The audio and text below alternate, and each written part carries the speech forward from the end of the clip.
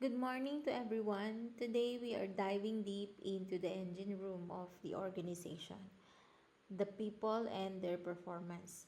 This report about strategic performance analysis isn't just about numbers, it's about the correlation between how we evaluate talent, how satisfied they are in the roles, and how we strategically use the compensation budget to drive excellence. By the end of this session, you'll see exactly where the company's strengths lies and where we need to tighten our focus. I'm Ria Alcantara, your presenter. For the executive summary and problem definition, the fundamental question we are answering today is the performance management system working for us or against us? The main concern is to stay away from subjective gut feelings to objective data points. We often assume that the higher satisfaction leads to higher performance, or the longest tenured employees are the most productive. We use the IBM HR Analytics raw dataset, a reliable information to evaluate the performances of 1,470 employees to pressure test this assumption. The goal is to ensure that outstanding rating is more than just a label. It must be data-backed indicator of superior business impact. Also included in the presentation is the dashboard visuals and insights as well as strategic data-driven recommendation. The key points for data methodology and quality are the data resource or data sources, metric conversion, and KPIs. Transparency is key to data integrity. We cleaned and filtered the dataset to focus on variables that impact bottom line. Most importantly, we quantify the qualitative by covering ordinal values like low through very high into 1 to 4 numerical scale. We were able to perform mathematical averages. This allows us to say with a specific certainty whether an outstanding employee is actually happier than an excellent one, rather than just guessing based on anecdotes. We also have categorical segmentation and life cycle analysis for tenure or years. As for the KPIs, it was presented already in this slide, covering rating distribution, rewards alignment per gender, salary hike percentage, job satisfaction level, tenure, and departmental ratio. For the succeeding slides, I will present to you 5 of the dashboard charts generated from Looker Studio with corresponding insights in relation to employee performance. The first one is the overall performance distribution. Our workforce is exceptionally strong. However, um, notice the lack of standard or needs improvement rating. This suggests a very high bar or a lenient grading culture. Look at this breakdown. 100% of the recorded employee fall into 84.6 excellent or 15.4 outstanding categories. On one hand, this is a testament to bring or to the hiring standards. On the other hand, as analysts, it raises the red flag regarding leniency bias. If no one is rated as good or standard, the excellent rating becomes the new average. We need to discuss if we are truly that elite or if managers are hesitant to give honest, constructive feedback to middle tier performers. So, we have a high performing culture, but we must watch for rating inflation. For report 2, which is the performance reward link, this is the most critical slide. It shows that the money is following the talent. we are effectively incentivizing employees to reach for that top rating. This comparison column chart reveals a 14.03 hike versus the 21.95 hike for excellent under male employees and 13.96 hike versus 21.71 for female employees. In a business context, this number is powerful incentive metric. It tells the employee that if they move their performance from excellent to outstanding, their financial reward or the salary hike doesn't just go up by a little bit. The magnitude of the raise increases by an astonishing over 56%. This confirms that the company's compensation policy is not flat. It is aggressively weighted toward the top 15% of the workforce, which is a hallmark of a performance meritocratic culture.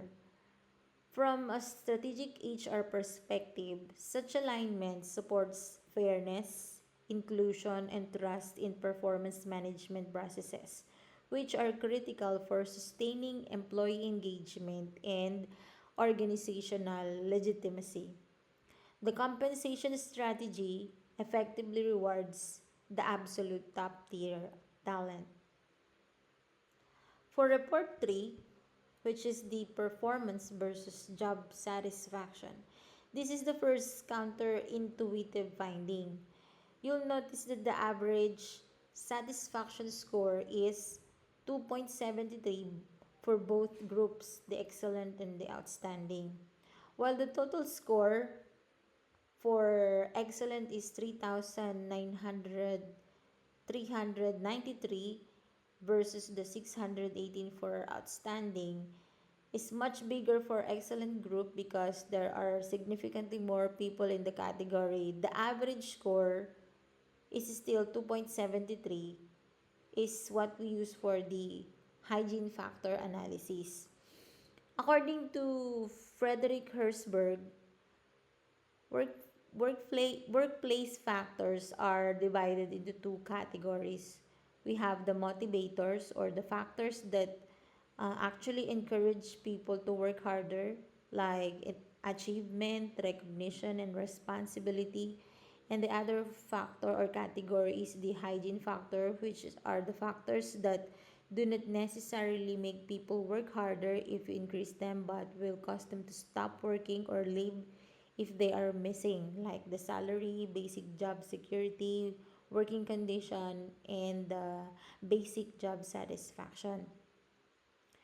This is a stop and think moment for everyone. Usually, people expect that the most productive people are the most satisfied. Since the number are identical, it changes how leadership should view the relationship between happiness and output. This tells us that while job satisfaction is important for keeping people in the building, it isn't the secret sauce that turns an excellent employee into an outstanding one. In management terms, satisfaction is a hygiene factor. If it's low, performance drops. But once it reaches a good level, increasing it further doesn't necessarily yield higher output. We must look on other drivers like job involvement or critical skills to find the differentiator.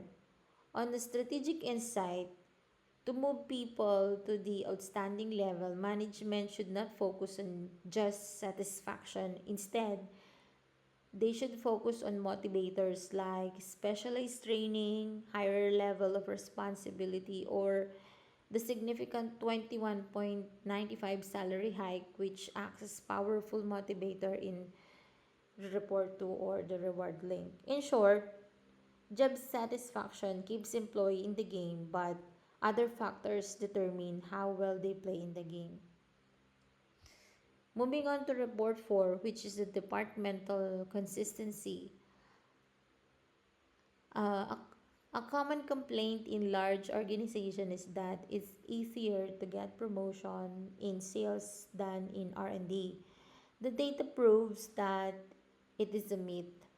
The outstanding ratio is remarkably consistent, hovering around 13 to 16% across all departments. This suggests that departmental heads are aligned on what top tier performance look like. This consistency is vital for internal equity. It ensures that the higher flyer in human resources is held to same rigorous standard as scientists in R&D. Thus, performance standards are being applied uniformly. No department is easier than another.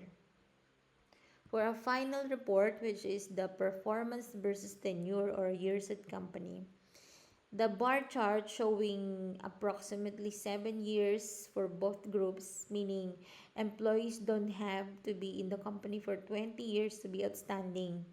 New and mid tenure talent are reaching top tiers just as fast as veterans. When we say the organization is meritocracy or merit based, it is based strictly on the ability and achievement, while the seniorityocracy or the seniority base is a system where benefits are given to people who have been in the company for the longest time. Why this is important or why this matter?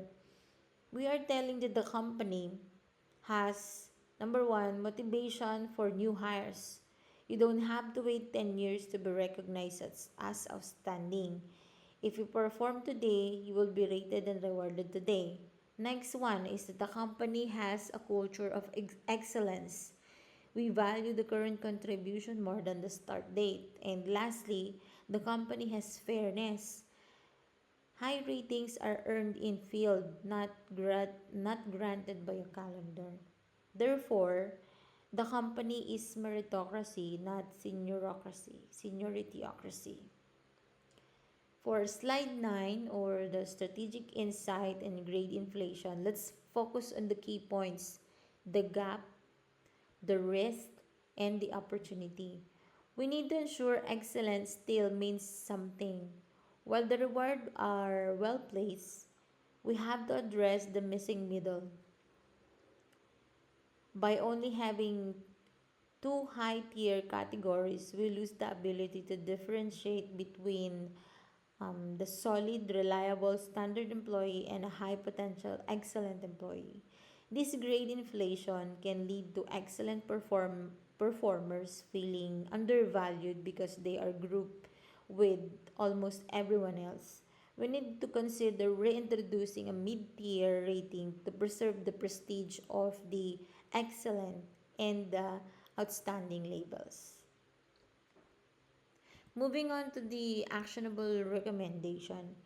My recommendation is threefold: calibrate our ratings, develop our mid tenure stars, and shout our reward success from the rooftops. So what do we need to do? First, we need the manager calibration training to stop rating creep. Recalibrate manager training on the full rating scale. It is recommended that the Human Resources Department conduct mandatory calibration workshop for all managers. This workshop should focus on refining the behavioral definition of each category by addressing rating inflation and encouraging the use of the full performance spectrum. The organization can ensure that excellent and outstanding remains prestigious this designation reserved for truly exceptional impact. The second one is to develop a high potential leadership program for the 7 year pivot. So the organization should launch a high potential or the HIPO leadership program specifically targeting employees regarding the 7 year tenure mark. Since this is the average tenure of top performers, it represents the optimal window to transition individual contributors into leadership roles or advanced technical career paths. Proactive development at this stage will likely prevent stagnation and sustain high performance level because we know outstanding performance isn't tied to satisfaction or tenure. We need to launch a high impact mentorship program to identify what specifically those 226 outstanding people are doing differently. And finally, leverage reward for retention and recruitment. Marketing and recruitment teams should use that 21.95 salary hike figure in our recruitment branding. It is a powerful tool to attract high achievers who want to be rewarded for the result. Leaders should also look beyond salary hikes to improve the employee experience. This involves implementing role-specific recognition program, clarifying career paths, and enhancing role support. Focusing on these non-monetary drivers will ensure that top performers remain engaged, and loyal to the organization beyond purely financial incentives. For the conclusion, to wrap up, we are high performing company with a very high or a very fair reward system. But we need more granularity in how we define success. We, the link shows that the Looker Studio dashboard that we build, it's live, it's interactive, and it will allow you to filter these metrics by role, gender, and education. We are moving from a once a year review to a world of continuous data driven performance management, which is available for your immediate reference in decision making. Now that we have seen the numbers, our rewards are working, but our standards need your protection. Data can show us the gaps, but only your leadership can bridge them. By recalibrating our ratings and aggressively developing our mid tenure stars, you aren't just following a report, you are securing our competitive advantage. The dashboard is ready. The question is, are you ready to lead the recalibration? Stay current, stay relevant, and thank you.